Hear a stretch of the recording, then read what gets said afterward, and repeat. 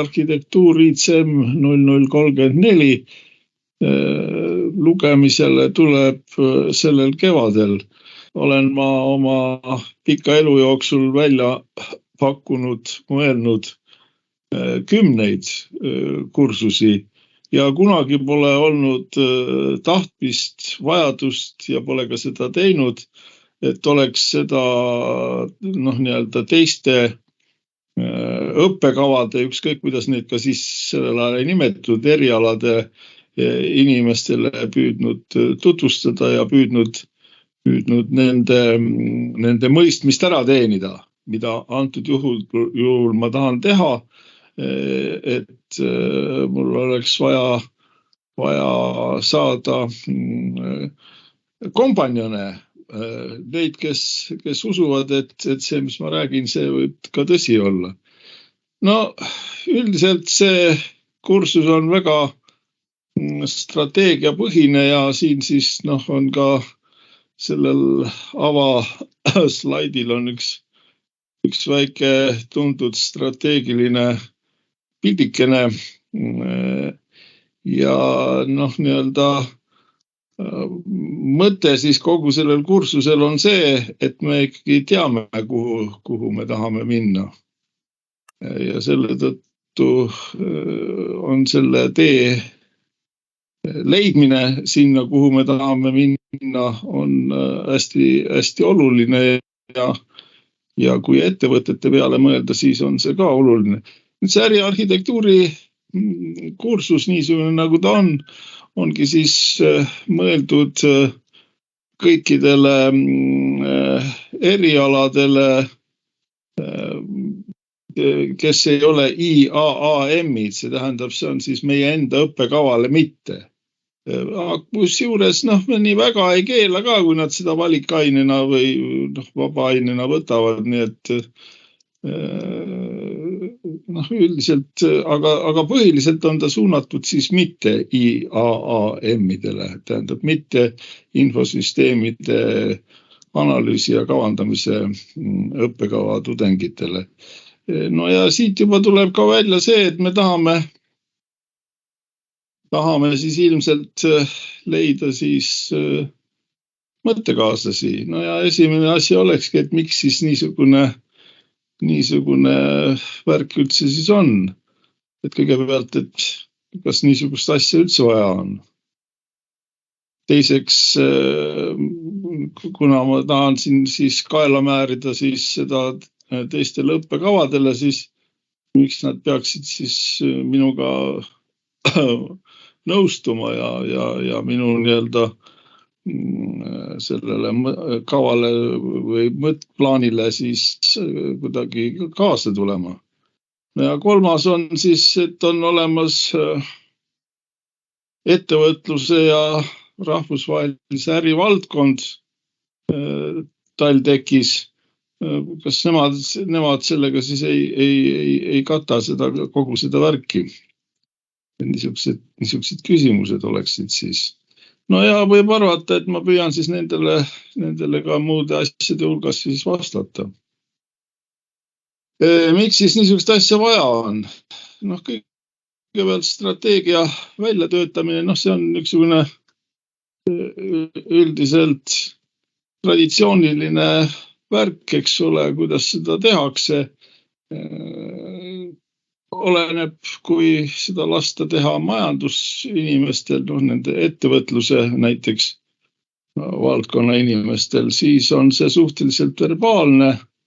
See, mida meie tahame näha, siis on see suhteliselt formaalne, tähendab SWOT-analüüs, tasakaalustatud tulemuskaart, Oshi, Kanri ja nii edasi saame siis ühesõnaga teatava strateegilise plaani, mis on siis küll suhteliselt ikkagi niisugune verbaalne ja põhimõtteline. No ja ma olen 21 aastat pangas töötanud, niimoodi seda strateegilist plaani siis seal äripoole targad inimesed siis tegid ja mõnikord oli vaja selleks, et nädalaks ajaks sauna kuhugi minna. Tuldi tagasi, siis oli niisugune strateegiline plaan. Aga nüüd edasi siis on vaja seda strateegilist plaani ellu viia, mis on nii-öelda lõpeb see ikkagi sellega, millest ka siin Andres rääkis, et on vaja koodi kirjutada ja nii-öelda mitmesuguseid programme, projekte käivitada, vaadata, kas ressursse on ja nõnda edasi, nii et nagu niisugune konkreetne värk. Ja nende kahe asja vahele, mis on siis kõrgtaseme mõttehiiglaste strateegiline plaan ja selle plaani elluviimine, siis jääb niisugune selge tühimik. Ja võiks öelda, et seda tühimikku siis tavaliselt täidetakse siis umbes sellel põhimõttel, et kes kõige kõvemini karjub, selle ideid hakatakse siis ka kõige esimesena realiseerima. Ja umbes see oleks siis põhimõttel, et kõigepealt laseme paugu ära ja siis hakkame vaatama, kuhu see siis läks ja kas sihtida ka tarvis on. Nii et kokkuvõttes nimetatakse seda siis, et on siis elluviimise lõhe, execution gap. Võib arvata, et see äriarhitektuuri kursus, muidu poleks sel slaidil mõtet, ongi siis, et kuidas seda execution gap'i saaks siis ületada. Vaata selleks nii-öelda mehhanismiks ongi siis äriarhitektuur, mis nii-öelda näitab teed, kuidas siis äripoole juhtide, ettevõtte juhtide suured ideed muuta siis niisuguseks, mis on siis ka nii-öelda koodikirjutajatele, programmeerijatele arusaadavad. Nii-öelda natuke noobrimas keeles siis, kuidas need strateegilised plaanid võiksid siis konkreetselt väärtusi luua ettevõtte klientidele. Nii et see pilt oleks siis niisugune, mida me tahame siis evitada, propageerida, aga see on nagu tänapäeval on see nii-öelda täiesti standardne ja nii-öelda võib öelda, et TalTech on suhteliselt nii-öelda üks väheseid, kes seda ei kasuta. On strateegia, siis on arhitektuur ja siis on elluviimine. Strateegia siis nagu tüürib arhitektuuri ja arhitektuur jällegi nii-öelda tõlgib strateegia siis elluviimiseks, nii-öelda mille tähtis osa on tänapäeval enamikel juhtudel digipöörded ja digital twins ja mis iganes on programmeerimine. Ja sealt siis tuleb ka tagasi, eks ole, kuidas meil see programmeerimine läks, mõjutab arhitektuuri, arhitektuur jälle omakorda strateegia, et need strateegia ei pea ka olema meil kivisse raiutud, vaid ka nii-öelda põhimõtteliselt teatavate muudatustega agiilne. Nüüd mehhanism, millest ma suurt ei räägi, on siis võimekused, ettevõtte võimekused, mida siin on siis näidatud ühte pilti, mida siis Akimeiti mudelis ACI vabavaralise vahendiga tudengid väga nii-öelda edukalt meie erialal kasutavad ja nii-öelda muude asjade hulgas on siis võimalik ka seda võimekuste kaarti, mis iseenesest koosneb siis strateegilistest võimekustest, operatiivsetest võimekustest ja tugivõimekustest, mitme nii-öelda tasemelised võimekused ka värvida, nii et kui meil on mingisugune idee, mida me tahame, siis strateegiline idee, mida me tahame ellu viima, siis me saame oma võimekusi hinnata, kui nad on rohelised, siis tähendab seda, et need võimekused rahuldavad seda strateegilist, see idee elluviimiseks vajalikku. Kui nad on punased, siis nad on kas puudu või üldse ei rahulda ja kui on kollased, siis on nii ja naa, et natuke oleks vaja midagi täiendada. Ja nii et teiste sõnadega siis ühelt poolt need võimekused annavad, nendest saavad aru nii tippjuhid, kuid neid on ka võimalik programmeerijatel selgeks teha eeldusel, et nad tahavad kuulata ja kui Piho ja Ernits ka leiavad võimaluse neid natuke tutvustada oma tudengitele. Ja teine asi on siis, eks ole, et see niisugune värvitud võimekuste kaart, nii-öelda heatmap, soojuskaart, see siis annab nii-öelda täitsa selge mõtte, kuidas see planeerimine võiks käia. Selle planeerimise nii-öelda formaalne meetod, mida me ka oma tudengitele esitame ja mida selles kursuses ka siis oleks tarvis siis kasutada, on siis capability-based planning, mis on siis niisuguse organisatsiooni nagu see Open Group poolt siis loodud üks osa arhitektuuri karkassist, architecture frameworkist ehk lühendatult OGAF-ist. Ja see metoodika on väga lihtne iseenesest, eks ole, tuleb need võimekused nii-öelda avastada, üles leida, see võimekuste kaart koostada, siis analüüsida, vaadata, mis on hästi selle strateegia realiseerimiseks, mida me tahame teha ja mis mitte, siis teha sellele vastav plaan, kuidas need muudatused ellu viia ja siis mida tudengid ei jõua teha, et nad päriselt siis sellega ellu viiksid, kui on mitmesemestrine, nagu Andres rääkis, siis võib see faas D ka sinna olla. Aga nii-öelda ka magistritöödes, mida siis meie magistrandid teevad, selle teeni tavaliselt ei jõuta, mõni üksik. Miks on vaja siis ikkagi veel seda arhitektuuri? Põhjus number 1 oleks siis see, et äriarhitektuur kui ühiskeel, kus on siis nii-öelda, mida siis mõistaksid nii äripoole inimesed, need, kes siis majandusteaduskond õpetab, aga mida ma punaseks värvisin ja paksuks tegin, on siis mitmesuguste erialade spetsialistid. Need on siis kõikide teie õppekavade nii-öelda insenerid, kellele siis see esitlus just on suunatud. Ja siis arhitektid on siin siis vahepeal, keda siis me püüame ette valmistada niivõrd kuivõrd, aga neid tekib ka muidu, eks ole, nii et ega siis see pole ainus võimalus ja ka programmeerijaid ikkagi endiselt Pihot ja Ernitsat ikkagi tahaks ka kuidagi agiteerida. Ja teine asi on siis äriarhitektuur kui ettevõtte ellu viidava strateegia loomise instrument.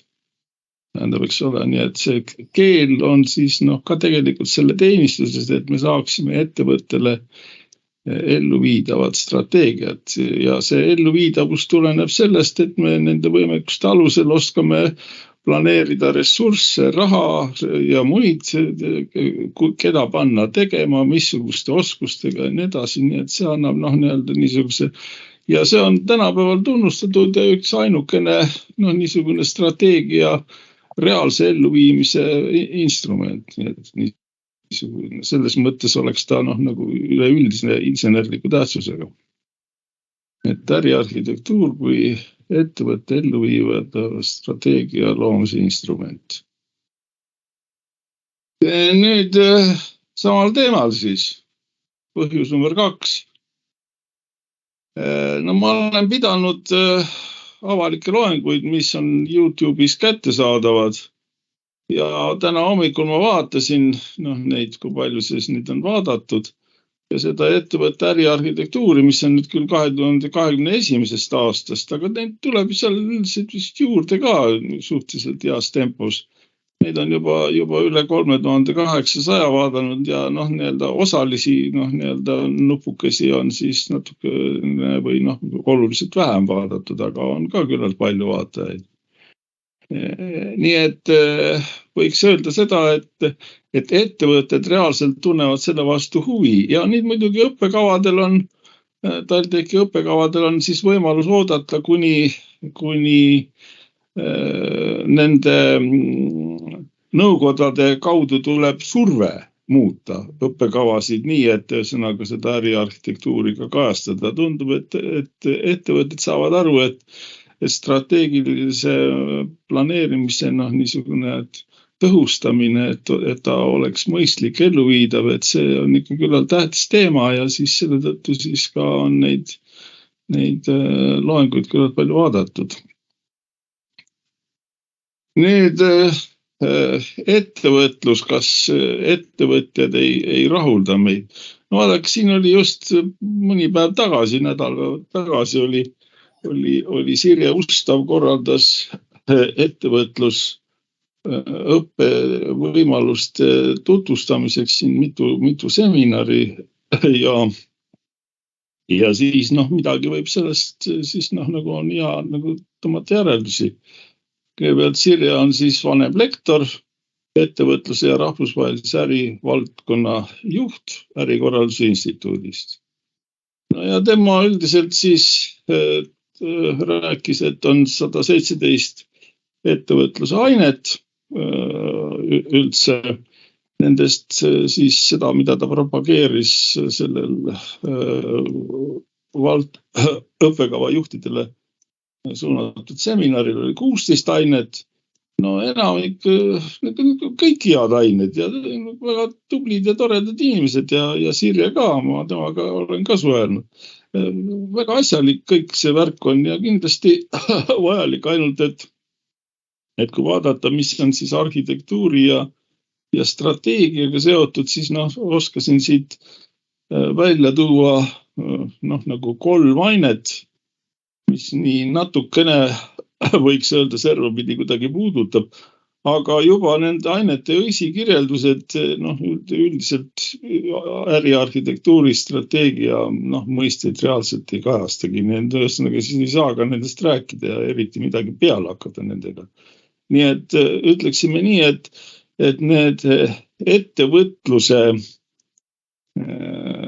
valdkonna nagu ained, need on kindlasti väga kasulikud ettevõtlusest arusaamise arendamiseks meie tudengitele, aga nad seda elluviidava strateegia loomise asja nüüd küll kuidagi ei aja. Siis ainekaardilt, siin on lühidalt neid õpiväljundeid oli seal mingisugune 10, siin on suhteliselt lühidalt, aga see on näha ettevõtte mis on lühikirjeldus, ettevõtte strateegia, innovatsioon, äriarhitektuur, riskihaldus, strateegiline planeerimine, võimekuste põhine planeerimine, portfellid, projektide portfellid. No ja näete, siin on siis mõned asjad välja toodud. Oskab loovalt modelleerida ettevõtet äriarhitektuuri instrumenditabel, oskab seostada portfellide valitsemise ja nõnda edasi, nii et mõisted, strateegia, modelleerida ettevõtet ja siis nii-öelda ka see kuni projektide portfellideni. Muidugi siin ka peab ütlema, et kui on portfellidest juttu, siis majandusinimesed saavad aru ühesõnaga investeerimisportfellidest, nii et nemad sõna portfell on neil teise tähendusega. Nüüd hindamiskriteeriumid selle lainele. No kõigepealt on meil siin rühmatöö, mis on siis projektipõhine õpe ja sellest saab siis 0–100 punkti. Ta peab vähemalt 50 saama. Ja näete, seal on neiu on kaunis kurb, et niisugune värk ja siis veel ega see maailma kõige lihtsam asi ei ole ära õppida. Aga kui ma nüüd hiireklahvi või seda nuppu vajutan, siis selgub, et eksami hinne määratakse rühmatöö alusel. Nii et polegi mingisugust muud asja kui ainult rühmatöö ja lõpphinnete kujunemine on siis rühmatöö on 100%. Noh, mis üldiselt siis on siis puhas project-based learning, selles mõttes, et sellele kursusele mingit teooriakursust ei eelda ja projekt ei ole mitte järgmisel kursusel, vaid ongi projektipõhine õpe. Learning by doing. Ja see on üldiselt nii-öelda paljusid erialasid arvestades, ma pean silmas siis eriti siis äriinfotehnoloogia informaatikuid, kes kelle tudengid on harjunud, et kõik on rühmatööpõhised asjad, projektipõhises õppes kuni erinevalt sellest, mida Andres ütles, ka kuni magistritöödeni välja. Ja selle tõttu siis, kuna praegusel juhtumil on oluline, et need, keda mul kaasata õnnestuks, nendelt nagu süvateadmisi sellest arhitektuurist polegi tarvis. Nad peaksid olema partnerid arhitektidele.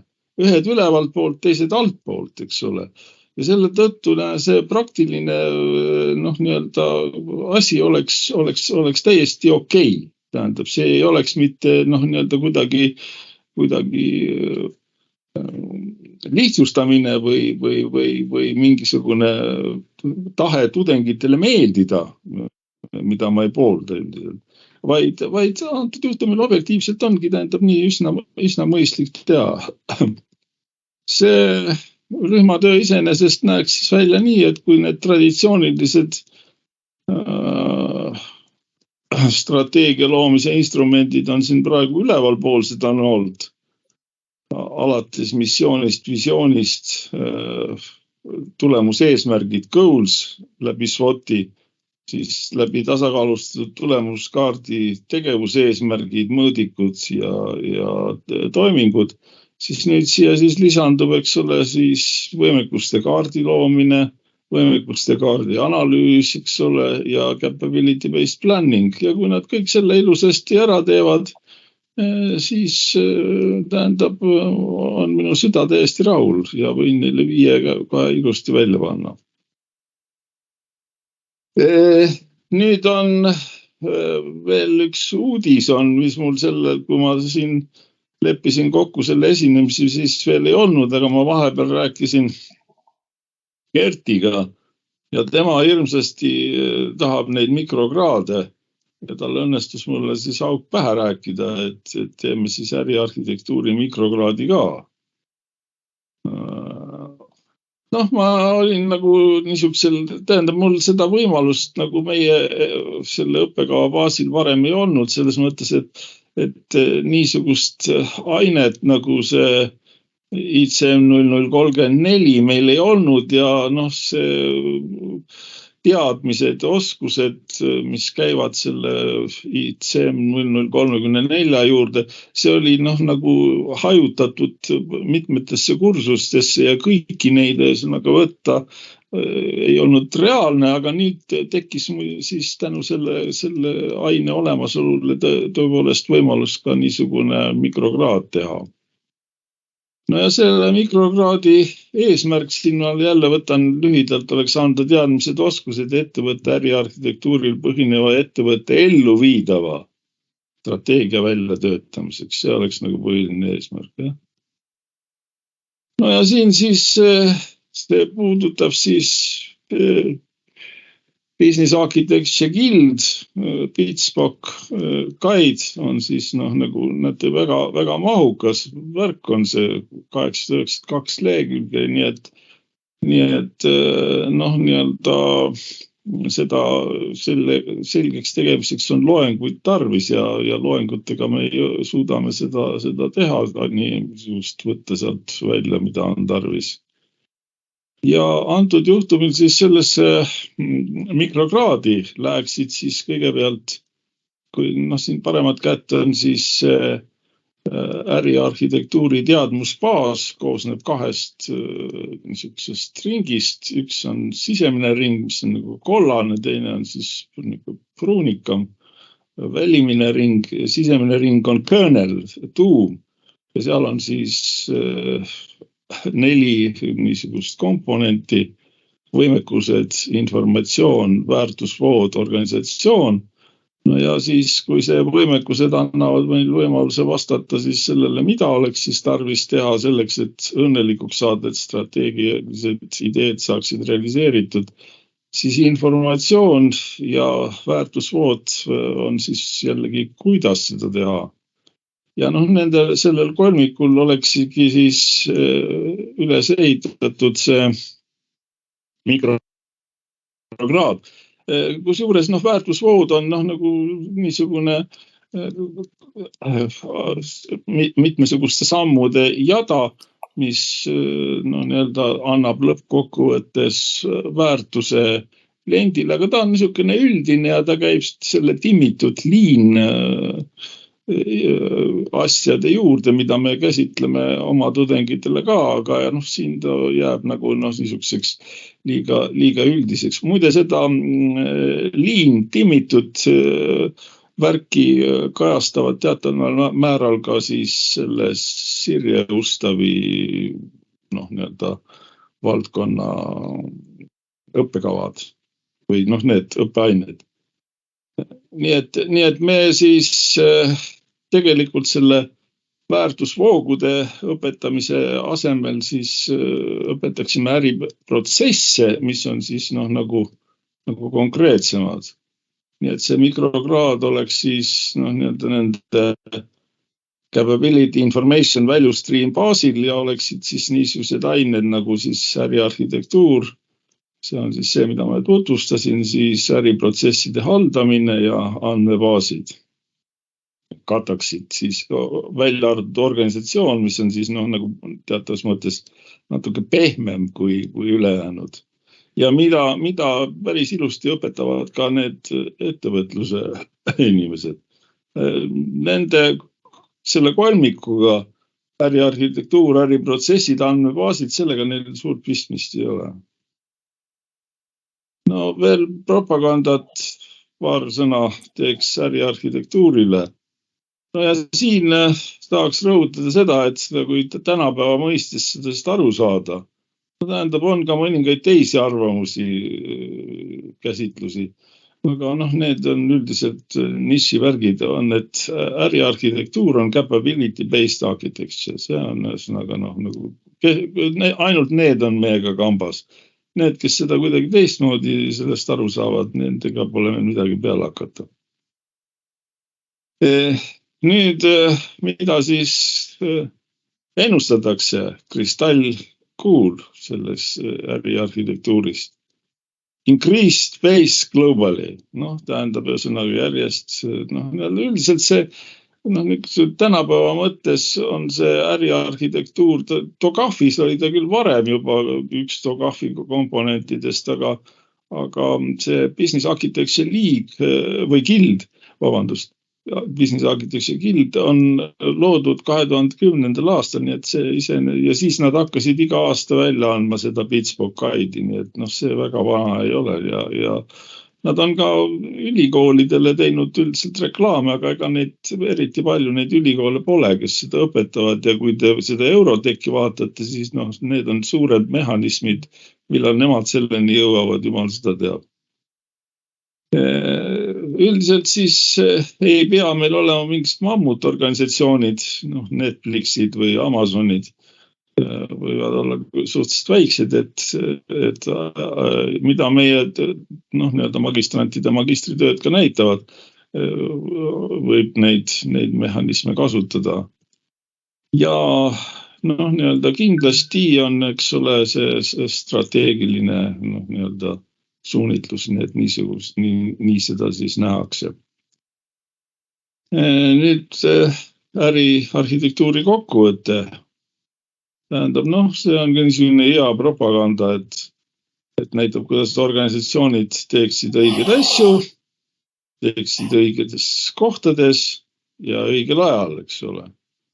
Ja siis, et arhitektuur oleks siis üks äärmiselt vajalik instrument, väärtuslik instrument selleks, et saada aru, mis äriga on meil tegemist, sest see võimekuste kaart tegelikult iseloomustab väga selgelt, mis äriga meil tegemist on. Strateegia loomine ja selle elluviimine, agiilselt reeglina. Nüüd ettevõtjatele siis ka oleks sõnum, mida ma püüan neile edasi anda, et äriarhitektuur on siiski omaette valdkond, meil on nii-öelda omad metoodikad, lähenemised, ka eeldused ja kindlasti ei ole see ärikorralduse või ettevõtluse valdkonna osa. Nemad ühesõnaga saavad maailmas teistmoodi aru. Ma kunagi, kui ma pangas olin, tegin paar aastat Tiit Telenurmele EBS-i, tal oli niisugune magistrantuur nagu ettevõtluse magistrantuur ja lugesin niisugust kursust nagu IT-strateegia loomine või planeerimine.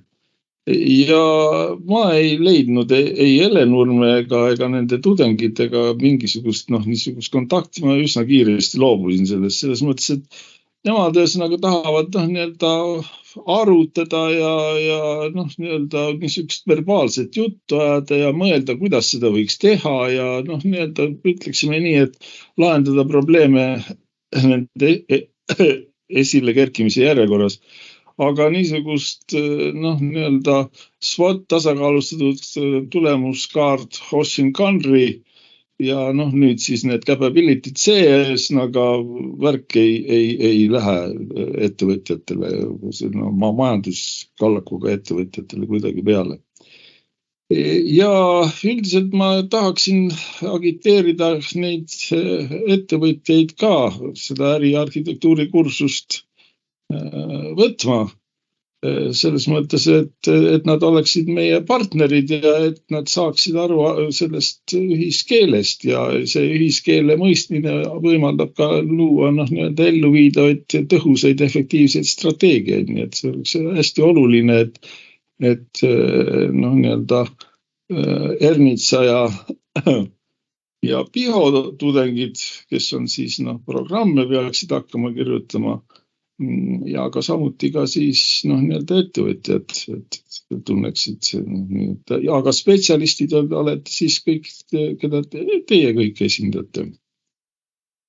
Ja nüüd siis propaganda, mis siis tudeng sellest saabki vaeseke, kes peab siis asja üle elama. Üldiselt me väidame, et see õpetus küllalt palju on ka mõtlemisõpetus ja just niisuguseks mittelineaarseks mõtlemiseks, mida kõige paremini iseloomustab venekeelne vanasõna, et mudriv kooreni idiot, mudriv koore aba idiot, eks ole. Aga näha ühesõnaga suurt pilti, see on, eks ole, nii et esimene asi, mida me tambime oma magistrantidele ja kavatseme tampida kõigile teistele ka on, et esimene vaade ettevõttele peab olema mile wide, inch deep ja võib-olla kunagi jõuame, kui läheme vaatame seda, kui niisugust üksteise sees olevat matroškasid, jõuame selleni, et meil on inch wide ja mile deep vaade mingisugusele osale. Ja näete see moment, et connect dots, et ühendada mitmesuguseid erinevaid värke, on hästi oluline. Üks kodanik on teinud niisuguse raamatu alles hiljuti. Ja ühendada kõike nägemusi, nii et silla ehitamine on siis üks oluline moment, mida siis peaks selle kursuse läbimine õpetama tudengile. Need äriarhitektuuris, ma saan neid loodud ja loodavat artiklite niisuguseid liste ja ülikoolide akadeemilised inimesed seal midagi teevad ka ja mõnda on päris tore vaadata, aga üldiselt nii-öelda akadeemikud saanud. Kõik olulised resultaadid on saadud ettevõtetest. Näete, siin on Business Architecture League, siis on Iris on väga kõva firma, siis on Balance Scorecard Institute, Cascade ja nõnda edasi. Nii et kõik see värk toimub ettevõtetes.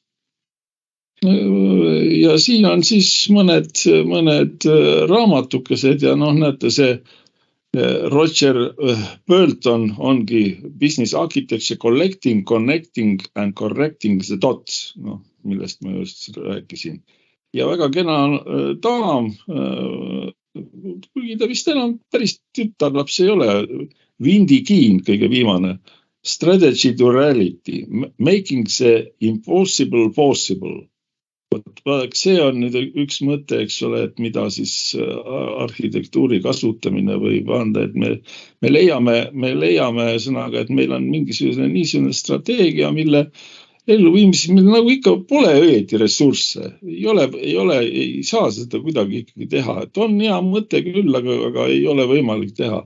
Aga tänu äriarhitektuuri instrumentaariumi kasutamisele me leiame siiski võimalused.